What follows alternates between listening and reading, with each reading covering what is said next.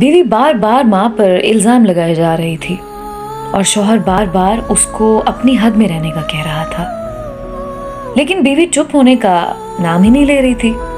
बार बार जोर जोर से चीख चीख कर कह रही थी कि उसने अंगूठी टेबल पर ही रखी थी और तुम्हारे और मेरे अलावा इस कमरे में कोई नहीं आया। अंगूठी हो न हो माँ जी ने ही उठाई है। बात जब शौहर की हद से बाहर हो गई तो उसने बीवी के गाल पर जोरदार एक तमाचा दे मारा। अब 3 माह पहले ही तो शादी हुई थी। बीवी से तमाचा बर्दाश्त नहीं हुआ और वो घर छोड़कर जाने लगी। और जाते जाते उसने शौहर से एक सवाल पूछा कि तुम्हें अपनी माँ पर इतना यकीन क्यों है। तब शौहर ने जो जवाब दिया, उस जवाब को दरवाजे के पीछे खड़ी माँ ने जब सुना तो उसका दिल भर आया। शौहर ने बीवी को बताया कि जब वो छोटा था तब उसके वालिद गुजर गए।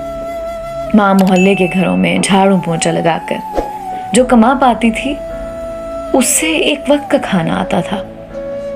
माँ एक प्लेट में मुझे रोटी देती थी और खाली टोकरी ढक कर रख देती थी और कहती थी, मेरी रोटियां इस टोकरी में हैं, बेटा तू खा ले। मैं भी हमेशा आधी रोटी खाकर कह देता था कि माँ मेरा पेट भर गया है, मुझे और नहीं खाना है।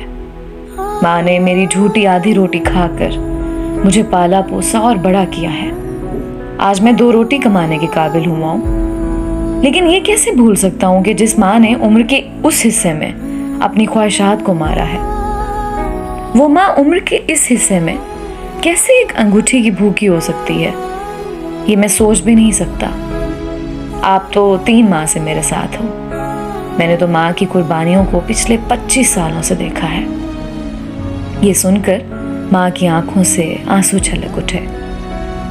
वो समझ नहीं पा रही थी कि बेटा उसकी आधी रोटी का कर्ज चुका रहा है या वो बेटे की आधी रोटी का कर्ज। मेरी दुआ है दोस्तों कि अल्लाह हम सब की माँओं को हमेशा सलामत रखे। आमीन।